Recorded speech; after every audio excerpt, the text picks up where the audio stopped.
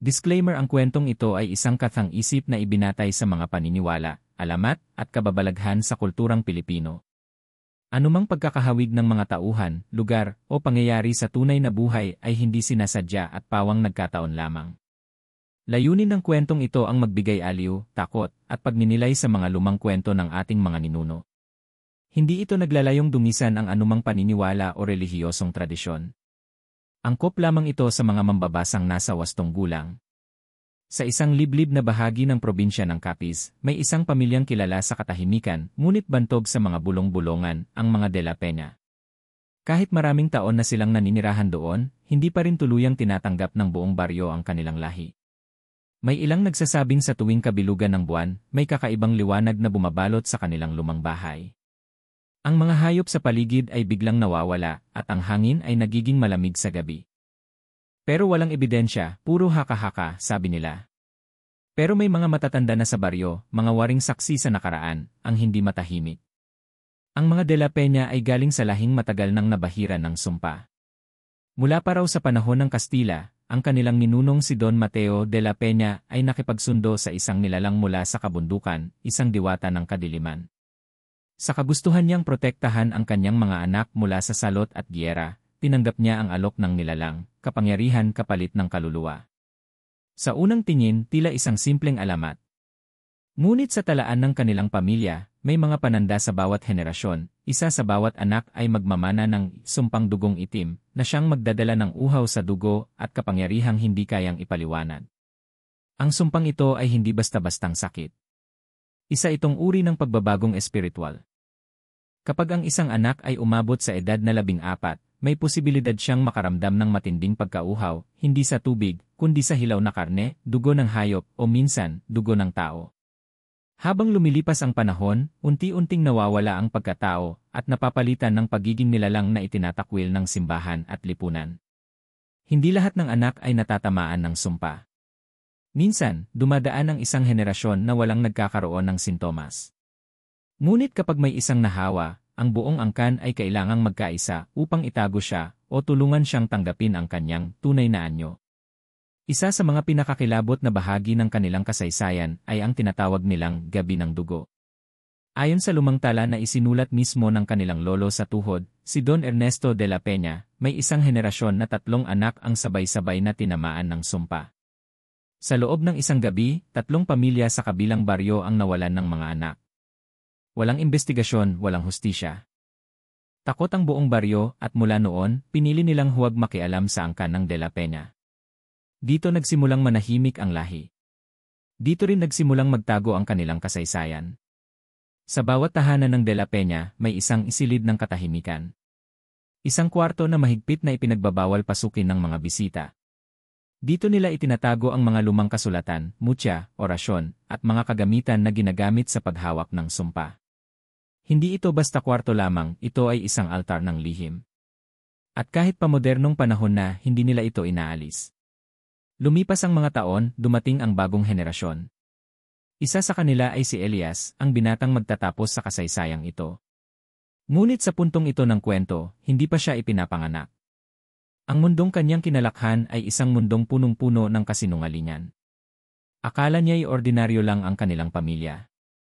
May kakaibang ugali ang kanyang ama, totoo, ngunit hindi niya alam na ito ay dahil sa kinikimkim na lihim ng dugo. Ang ina naman niya, tahimik, mapagmatsyag, ngunit punong-puno ng takot sa bawat kilos ng kanyang anak na tila unti-unting nakikitaan ng palatandaan. Mula sa isang angkan na may mahigit 100 taon ng kasaysayan, patuloy ang pagbabantay sa bawat bagong isinilang. May talaan sila, isang aklat na tawag nila'y Libro ng Itim na Ugat. Nakalista rito ang bawat pangalan, petsa ng kapanganakan, at palatandaan kung kailan nagsimulang maramdaman ang uhaw. Para itong talaan ng kamatayan. Ngunit para sa mga De La Peña, ito ay gabay. Gabay upang mapanatili ang lihim, at gabay upang mapili kung sino ang nararapat dalhin sa silid ng pagsasanay. Sa mga huling bahagi ng panahong ito, bago pa man dumating si Elias sa mundo, may isang matandang miyembro ng angkan, si Lola Miling. Siya ang huling albularyang nagtangka na putulin ang sumpa. Ngunit siya rin ang unang binawian ng buhay ng mismong kapamilya. Matapos ang kanyang kamatayan, walang nangahas sumubok. Takot. Katahimikan. Pagpikit ng mata sa bawat kasamaan. Hanggang sa isang araw, ipinanganak si Elias sa gabi ng dilim, ang gabing muling nabuhay ang panginginig sa mga buto ng matatanda sa baryo. Noong gabi ng Hunyo 21, isang malakas na bagyo ang bumalot sa buong baryo ng San Rafael. Umuugong ang kulog at kidlat, at halos hindi marinig ang sigaw ng sinuman dahil sa lakas ng ulan. Sa gitna ng kalamidad na iyon, ipinanganak si Elias de la Peña, isang batang lalaki na tila isinilang hindi lang sa panahon ng unos, kundi pati sa gitna ng isang malalim na sumpa. Si Maria de la Peña, ang kanyang ina, ay halos hindi makahinga sa sakit habang dinadala siya sa mundong ibabaw. Wala silang akses sa ospital, kaya sa lumang silid ng kanilang ancestral house isinagawa ang panganganak. Hindi ito ordinaryong silid, ito ang dating kwarto ni Lola Miling, ang huling albularyang de la Peña na pinaniniwala ang sinumpa ng sarili nilang dugo. Hindi ito sinasadya, ngunit tila may koneksyon ang lahat. Paglabas ni Elias, kapansin-pansin ang maputla niyang balat at ang kanyang mga mata, hindi itim, hindi kayumanggi, kundi may tila bahid ng abo, parang pilak na malinaw. Napalingon ang matandang hilot na si Aling Cora, at bulong niya, may dalang anino ang batang ito eh. Sa mga unang taon ng buhay ni Elias, tila wala namang kakaiba. Malusog siya, matalino, at mapagmasid. Pero sa bawat taon ng kanyang paglaki, may mga pangyayaring hindi maipaliwanag na palaging naugnay sa kanya. Noong siya 5 taon pa lamang, nahulog mula sa puno ng mangga ang kanyang pinsang si Jomar at muntik ng mapilayan. Sabi ng ilang bata, si Elias daw ang tumingin lang bago ito nangyari. Sa edad na 7, aksidenteng natapakan ni Elias ang buntot ng isang malaking itim na pusa sa kanilang bakuran. Umalinggaw ang iyak ng pusa, ngunit hindi ito tumakbo palayo, bagkus ay nanatili ito sa harapan ni Elias, tumitig sa kanya ng matagal, at saka dahan-dahang lumuhod sa lupa, na parabang sumuko sa kanya. Nakita ito ng kanyang lolo na si Mang Celso, at napahigpit ang hawak sa baston. Doon niya tuluyang kinumpirma sa sarili na nagising na ang dugo. Hindi kagaya ng ibang bata, hindi mahilig si Elias sa matatamis. Mas gusto niya ang hilaw na karne. Kapag may handaan, hindi niya kinukuhang pagkain ang mga paborito ng kabataan, kundi ang mga parte ng manok na may dugo, at palihim niyang dinidilaan ito. Nagtaka man ang mga magulang, tinatawanan lang nila ito noon.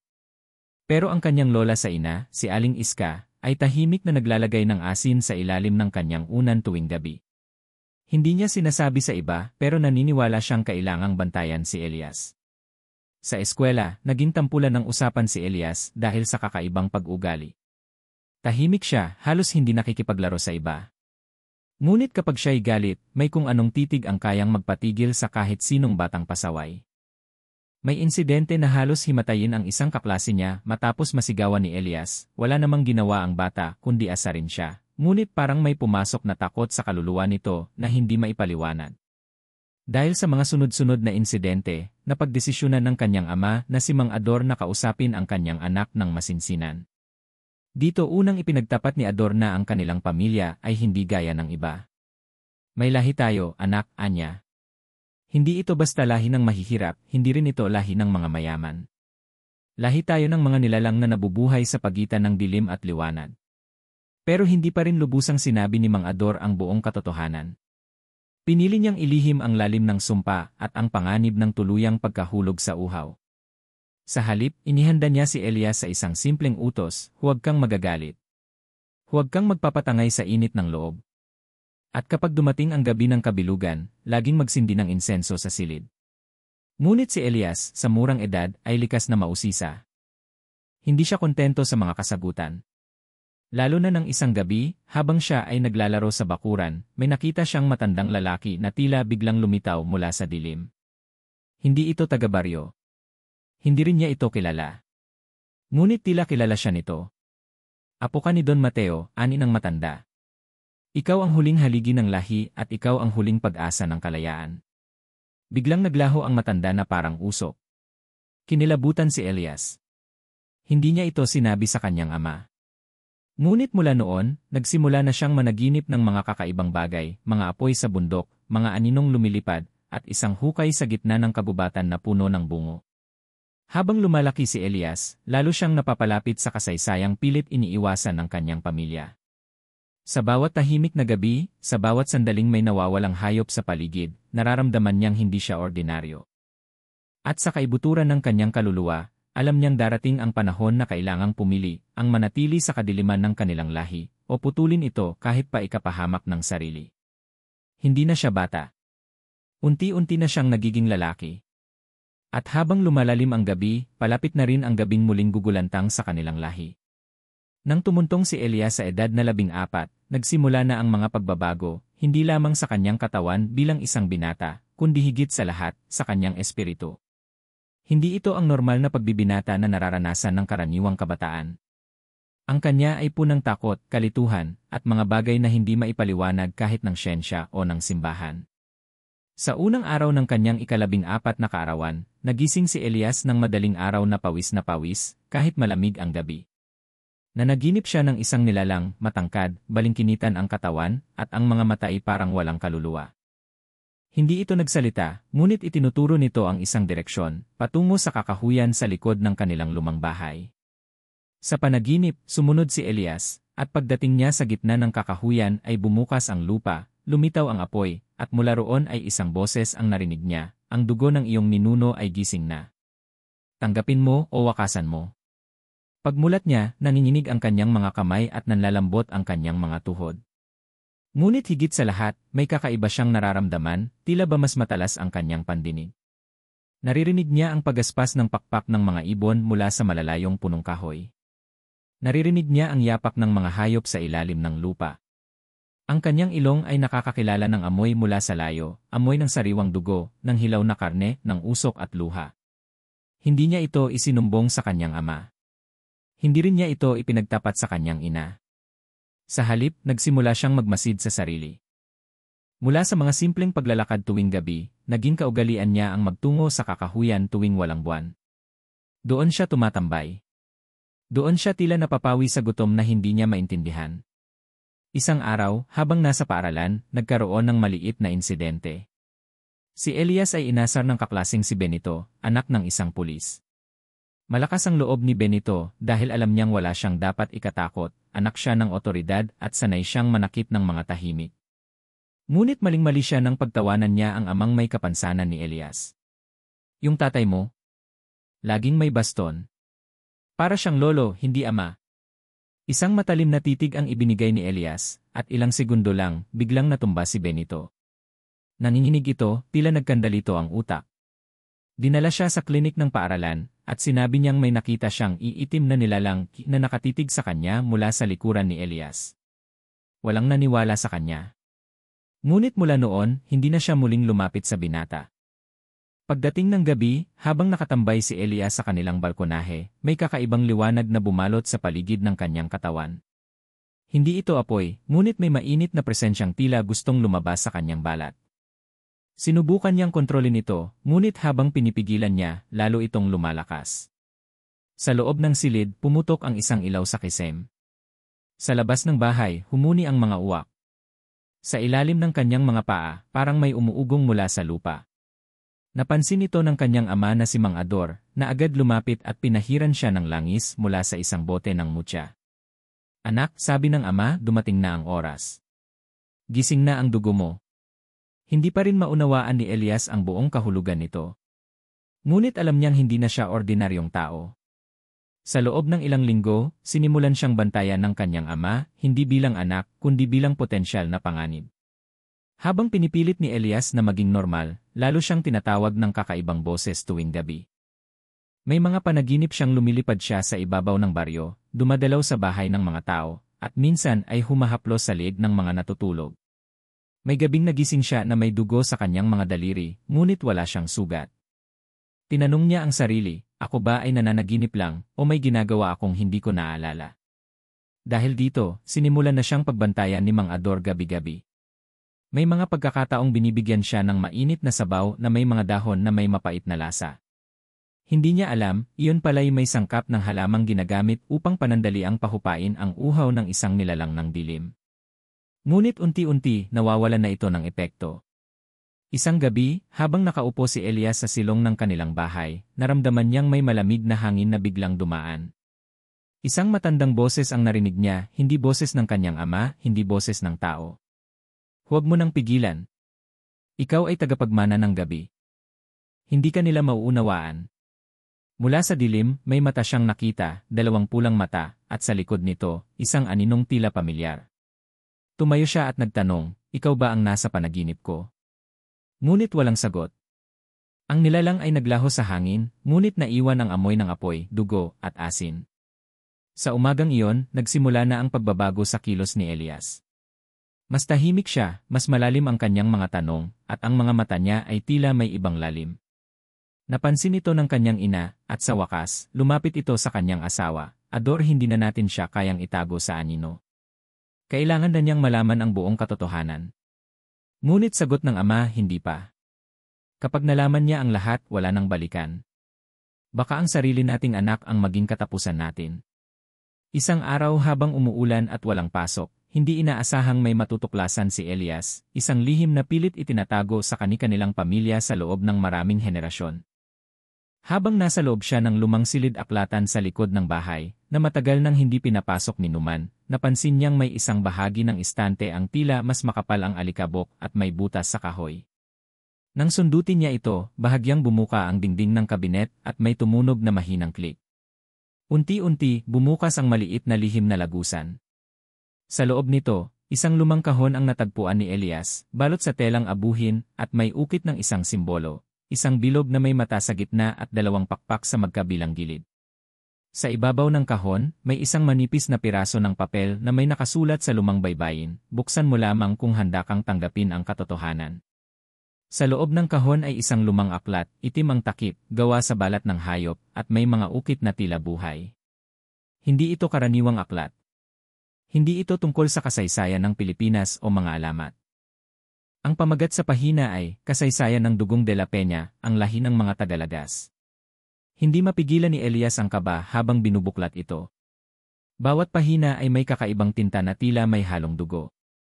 Habang binabasa niya, unti-unting nabubuksan sa kanyang isipan ang isang katotohanan na pilit itinago ng kanyang ama at mga ninuno. Yan ni unang aswang essay pamilya ayon sa aklat, mahigit 300 taon na ang nakaraan, isang lalaking nagngangalang Mateo de la Peña, isang Kastilang mestizo na nanirahan sa Samar, ang unang pinagmulan ng sumpa. Isa siyang albularyo at manggagamot na umibig sa isang diwata ng kabubatan.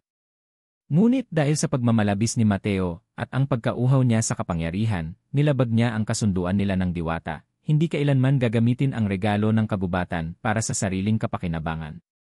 Dahil sa kanyang kasalanan, isinumpa ang dugo ni Mateo. Ang bawat anak at apo niya ay isisilang na may uhaw, hindi sa tubig o pagkain, kundi sa kaluluwa ng tao. Ang kanyang lahi ay magiging tagapagdala ng dilim, tagalagas ng mga mahihinang espiritu, at tagapantay ng enerhiya ng buhay at kamatayan. Iyan lahat ng durob dugo jilay panawagan, habang lalong sinisid ni Elias ang mga pahina ng aklat, nalaman niya na sa bawat henerasyon ay may isang ipinanganganak na tinatawag na bantay ng huling lahi. Isang nilalang na hindi lamang may kakayahang dalhin ang buong angkan sa lubos na kapangyarihan, kundi maaari ring wakasan ang sumpa, kapalit ang kanyang sarili. Lalong bumigat ang dibdib ni Elias. Sa lahat ng kanyang mga nararamdaman nitong mga nagdaang buwan, ang panaginip, ang tila mga panawagan mula sa dilim, ang pakiramdam na binabantayan siya, malinaw na siya ang tinutukoy sa aklat. May isa pang bahagi sa aklat na nagsabi, ang bantay ng huling lahi ay makikilala sa oras ng pagbabago. Siya ay magtataglay ng mata ng abong pilak, at sa oras ng unang buwan ng kanyang 14 na taon, ang daan ay bubukas. Hindi lahat ng daan ay para sa liwanag.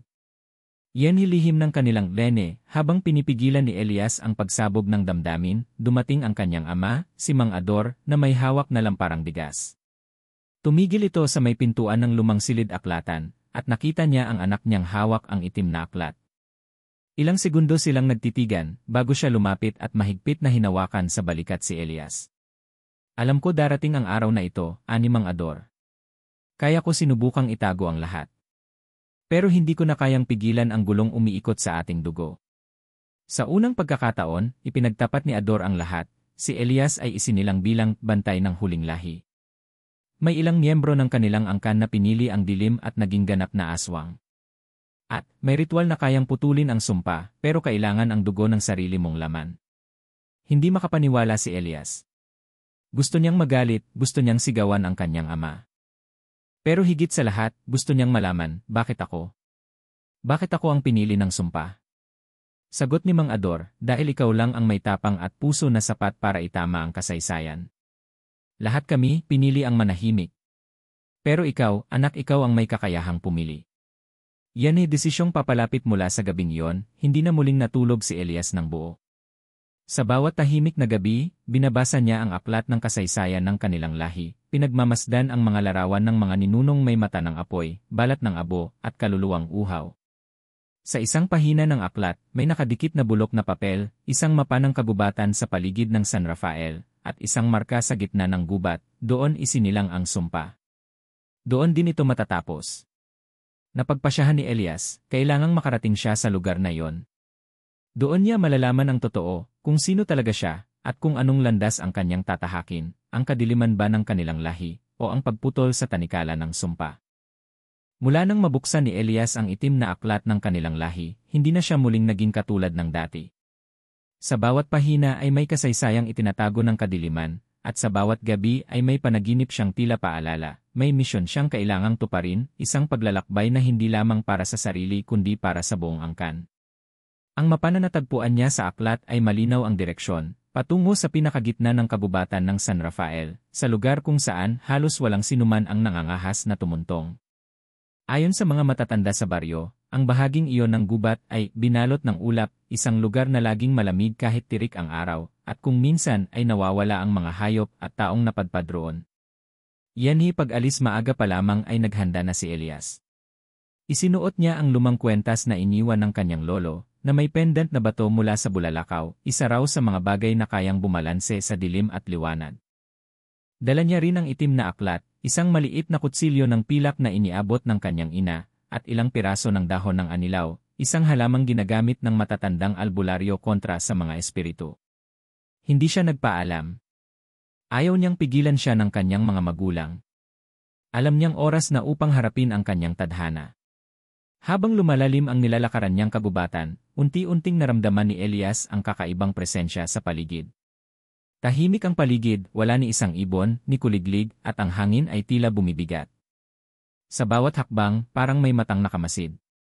Sa dilim sa pagitan ng mga puno, may mga aninong dumadaan, hindi mga hayop, kundi mga nilalang na matagal nang inilibing sa limot ng kasaysayan. Yanhi, unang nilalang, Denhi tagabantay ng simula pagkarating niya sa isang punong napakalaki, mas malaki pa sa 3 bahay na pinagdikit-dikit, may tinig siyang narinig, malalim at umaalingaw-ngaw. Sino ang gumising sa lupaing tahimik? Mula sa likod ng punong kahoy, isang matangkad na nilalang ang lumabas. Ang balat nito ay parang putik, ang mga matay puti lamang na walang itim, at ang boses nito ay parang huni ng palaka na may lagnat. Ako si Elias, sagot niya. Anak ng angkan ng De La Peña. Dumating ako upang hanapin ang pinagmulan ng sumpa.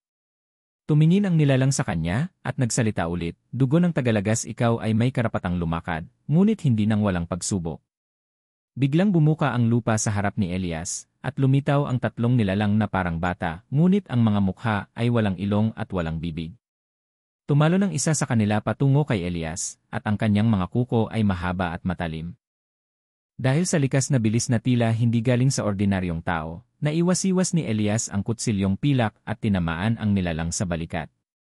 Umalinggaw ang sigaw na parang huni ng paniki at biglang naglaho ito. Ang dalawa pa ay umatras. Sabi ng tagabantay, may dugo kang ang hindi dapat basta pakawalan. Dennis paglalim ng kabubatan, habang mas lumalalim si Elias sa kabubatan, mas humihina ang kanyang katawan. Ang bawat hakbang ay may kaakibat na bigat na tila hinahatak ng lupa. Ang liwanag ng araw ay unti-unting nawala at ang paligid ay naging kulay abo, parang mundo ng patay. Dito niya nakilala ang ikalawang nilalang, isang matandang babae na may 6 na braso at isang mata sa gitna ng noo. Ito raw ay si Apo-Langit, ang tagabantay ng mga alaala ng lahi. Inalok siya nito ng 3 alaala, 3 tagpo mula sa kanyang nakaraan, ang gabing muntik siyang mahulog sa balon. Ang gabing may nakita siyang puting mata sa labas ng kanilang bahay. Ang araw ng kanyang kapanganakan. Pinili ni Elias ang 4 alaala. At sa pagbukas ng tagpo, nakita niya ang kanyang ama, lumuluha, habang hawak siya bilang bagong silang. Sa gilid, isang nilalang na kalahating itim at kalahating abo ang nakatingin sa kanila, at nagsalita, ibibigay ko siya sa inyo, ngunit sa kanyang ika-14, babalik siya sa akin. Nang matapos ang alaala, napaluhod si Elias. Hindi lamang ito sumpa, ito ay kasunduan. Iyan dulo ng paglalakbay sa wakas, narating ni Elias ang pinakasentro ng kagubatan. Dito, may isang malaking bilog na altar na may batong itinayo sa gitna, tinatawag sa aklat bilang bato ng alaala. Ayon sa kasaysayan, ito raw ang lugar kung saan isinumpa si Mateo, at kung saan maari ding wakasan ang sumpa, sa isang matinding ritual na nangangailangan ng dugo ng bantay ng huling lahi. Ngunit hindi ito simpleng ritual. Bago niya maabot ang bato, isang huling nilalang ang humarang sa kanya. Isang malaking hayop na may ulo ng kalabaw, katawan ng tao, at buntot ng ahas, si Bakunawa ng lupa, ang tagapagsanggalang ng sagradong bato. Sabi nito, handa ka bang wakasan ang lahat? Kasama ang sarili mo. Hawak ang kwentas ng kanyang lolo, at ang pilak na kutsilyo, tumingin si Elias sa bato. Alam niyang isa lamang ang daan, ang harapin ang kapangyarihang naghihintay sa kanya, kahit kapalit nito ay ang sarili niyang buhay. Sa gitna ng kagubatan ng San Rafael, sa harap ng bato ng alaala, tumindig si Elias, basang-basa ng pawis, sugatan, at halos mawalan ng hininga. Sa kanyang harapan, si Bakunawa ng lupa ay nakatitig, tila sinisiyasat ang laman ng kanyang kaluluwa. Sa likod niya, mga aninong nagsipagmasid mula sa dilim, ang mga dating bantay ng lahi ng mga De La Peña, na ginapos ng sumpa sa loob ng maraming siglo. Ang paligid ay tahimik. Walang hangin. Walang galaw ng mga dahon. Pati mga ibon ay tila tumigil sa pag-awit. Ang lupa ay tila naghihintay sa kanyang desisyon. Yan ay kasunduan ng sumpang ritual, binuksan ni Elias ang huling pahina ng itim na aklat. Dito nakasaad ang tanging paraan upang tuluyang maputol ang sumpa ng kanilang lahi. Sa harap ng bato ng alaala, ang bantay ng huling lahi ay kailangang ialay ang kanyang sariling dugo at kaluluwa. 3 patak ng purong dugo sa bato ang magsisilbing selyo. Ngunit sa 3 patak, kailangang sumanib sa kanya ang apoy ng pagsunod. Habang binabasa ito, unti-unting lumitaw sa bato ang 3 bilog, parang butas ng mata, at nagsimulang kumislap sa mapulang liwanag. Hindi madali ang kailangan niyang gawin. Sa bawat patak ng dugo, isang bahagi ng kanyang kakanyahan ang mawawala. At sa 4 patak, ang pinakaubod ng ritual, kailangan niyang ipasok ang kutsilyong pilak sa sarili niyang dibdib at ialay ang pinakapuro niyang enerhiya. Iyan di unang patak, pagsuko ng takot, humugot si Elias ng malalim na hininga. Kinuha niya ang kutsilyo at bahagyang sinugatan ang kanyang palad. Sa bawat patak ng dugo na bumagsak sa bato, naramdaman niyang parang may hinihigop sa kanyang katawan, isang bahagi ng kanyang alaala. Pagbagsak ng unang patak, bigla niyang nalimutan ang mukha ng kanyang lola. Nawawala ito sa kanyang isipan, unti-unting nabubura. Ganito pala ang halaga ng dugo, mahinang bulong ni Elias. Yan hi 2 patak, pagpapalaya dahil ugnayan, isang mas malalim na hiwa sa kanyang braso ang kanyang ginawa para sa 2 patak. Sa sandaling bumagsak ito sa 2 bilog ng bato, parang hinigop ang damdamin niya sa mga taong mahal niya, sa kanyang ina, ama, at mga kaibigan. Nawalan siya ng emosyon habang unti-unting nagiging malamig ang kanyang damdamin. Wala na siyang takot. Wala na ring pag-ibig. Isa na lang siyang sisidlan ng layunin. Ang paligid ay biglang lumiwanag ng pula.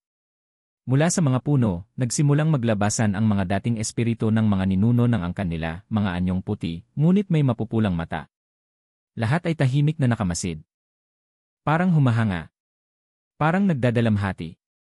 Yan hi 3 patak, dan hi alaala ng sarili, ngunit ang huling hakbang ang pinakamahirap. Ang 3 patak ay kailangang manggaling hindi sa balat kundi sa puso, hindi lamang sa dugo kundi sa kaluluwa.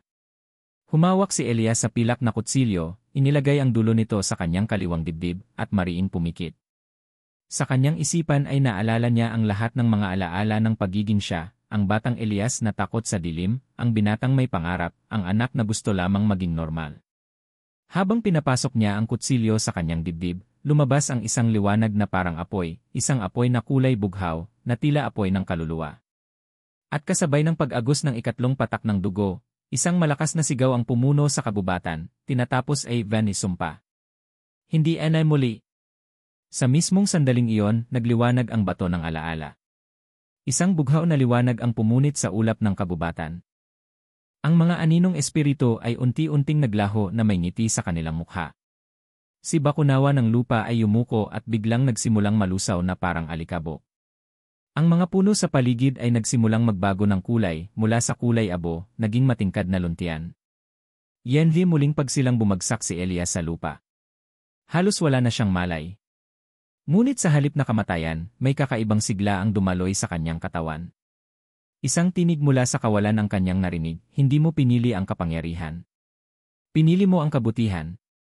Kaya't ikaw ay mabubuhay, hindi bilang tagapagmana ng sumpa, kundi bilang tagapagsimula ng bagong lahi. Pagdilat ng kanyang mga mata, nakita niya ang langit, maliwanag at bughaw. Sa unang pagkakataon, nakita niya ang kagubatan ng San Rafael sa tunay nitong anyo, mapayapa, buhay, at malaya mula sa kadiliman. Iyanis pagbalik ay baryo matapos ang 3 araw na pagkawala, muling nagpakita si Elias sa kanilang baryo. Maraming tao ang nagulat, ang kanyang mga magulang, mga kapitbahay, at maging ang mga matatandang albularyo ng lugar. Ngunit higit pa sa pagkabigla ang nadama nila sapagkat si Elias ay nag-iba. Ang kanyang mga mata ay may kakaibang ningning. Ang kanyang balat ay tila may liwanag. Ngunit higit sa lahat, ang kanyang presensya ay may dalang kapayapaan. Inipon niya ang kanyang pamilya at ipinahayag ang katotohanan, wala na ang sumpa ng kanilang lahi. Wala nang henerasyong uhaw sa espiritu ng tao. Tapos na ang madugong kasaysayan ng mga De La Peña. Pagkaraan ng matinding paglalakbay ni Elias sa pusod ng kagubatan at ang pagbuwag ng sumpa ng kanyang lahi, hindi agad bumalik sa normal ang takbo ng kanyang buhay. Bagamat naging malaya na siya sa kadiliman ng kasaysayan, dala pa rin niya ang mga sugat ng kanyang nakaraan. Ngunit higit sa lahat, dala niya ang bagong responsibilidad, ang maging gabay ng kanyang bayan, at tagapag-ingat ng mga lihim ng kanilang kasaysayan. Iyanis panawagan ng bayan 1 linggo matapos siyang bumalik, pinatawag si Elias ng punong barangay. Sa harap ng buong pamayanan, sa gitna ng liwasan, siya ay ipinakilala bilang ang batang binuwag ang sumpa ng lahi. Ang tagapagbukas ng bagong yugto sa ating kasaysayan. Hindi na siya ang simpleng binatang tumatakbo sa palayan o ang batang nakikipaglaro sa ilog. Sa mata ng bayan, isa na siyang nilalang na binasbasan ng kapangyarihang higit sa karaniwan. Lahat ay humanga sa kanyang tapang at sakripisyo. Ngunit hindi ito dahilan para maging mayabang si Elias. Sa halip, mas lalong lumalim ang kanyang pananagutan. Iminungkahi ng mga matatanda na siya na ang maging bagong albularyo ng bayan, kapalit ng matandang si Aling Tonya na noon ay bumababa na sa kanyang tungkulin dahil sa katandaan. Pagsisimula ng bagong gabay tinanggap ni Elias ang alok, ngunit may kondisyon, ayokong magturo ng takot. Gusto kong ituro ang liwanag. Sa halip na tradisyonal na pananakot sa mga aswang at maligno, nagsimula siyang magturo ng kaalaman ukol sa enerhiya, balanse ng kalikasan, at pagkakaugnay ng katawan, isipan, at espiritu. Sa kanyang maliit na kubo sa gilid ng gubat, tinanggap niya ang mga taong may karamdaman, hindi lamang sa katawan kundi pati sa puso at kaluluwa. Dumami ang kanyang pasyente. May mga batang nilalagnat, may mga inang nawalan ng gana sa buhay, at may mga matandang nawalan ng saysay. Ngunit sa bawat lumalapit sa kanya, hindi lamang halamang gamot o orasyon ang kanyang handog. Isa siyang tagapakinig, isang tagapayo, at isang tagapagtaguyod ng pag-asa. Pagtitipo ng kasaysayan kasabay ng kanyang pagiging albularyo, sinimulan din ni Elias ang isang mahalagang proyekto, ang pagsulat ng bagong kasaysayan ng kanilang lahi. Gamit ang itim na aklat ng kanilang angkan, na dati ipon ng sumpa at pananakot, isinulat niya ang mga katotohanan, ang mga sakripisyo ng kanyang mga ninuno, ang mga dahilan ng kanilang pagbagsak sa dilim, at ang mga pagkilos para makalaya. Nilinaw niya sa kanyang aklat, na hindi ipinanganak na masama ang kanilang lahi. Na ang sumpa ay produkto ng takot, uhaw sa kapangyarihan, at pagkakahiwalay sa kalikasan. Na bawat lahi ay may kakayahang magbago, basta may tumayo at pumigil sa siklo ng kasamaan.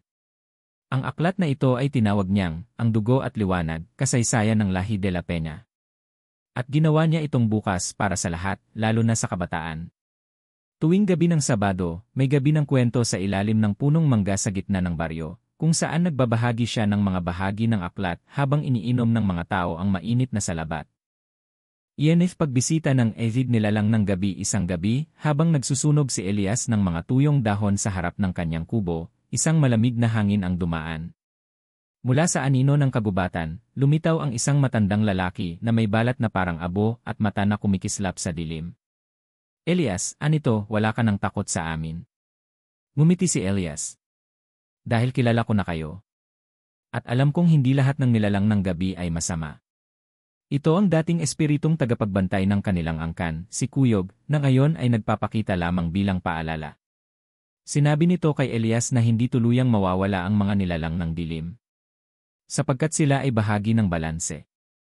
Ngunit habang may mga tulad ni Elias na nagpapakilala sa kabutihan, ang liwanag ay laging may puwang. Pag-angkat ng katotohanan sa ibang bayan, hindi rin nagtagal ay lumaganap ang balita tungkol kay Elias sa mga karatigbayan.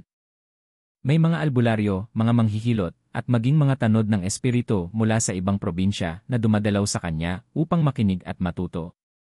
Si Elias ay naging isa sa mga pinakabatang albularyo na kinilala sa buong rehiyon, hindi dahil sa kanyang edad o kasaysayan, kundi dahil sa kanyang bagong pananaw.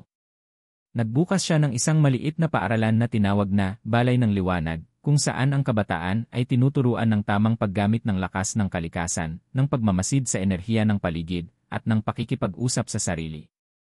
Iyan huling pagkilala isang taon matapos ang wakas ng sumpa, nagkaroon ng isang malaking pagtitipon sa baryo, ang unang araw ng liwanag, kung saan ipinagdiwang ng buong bayan ang kalayaan mula sa kasaysayan ng takot.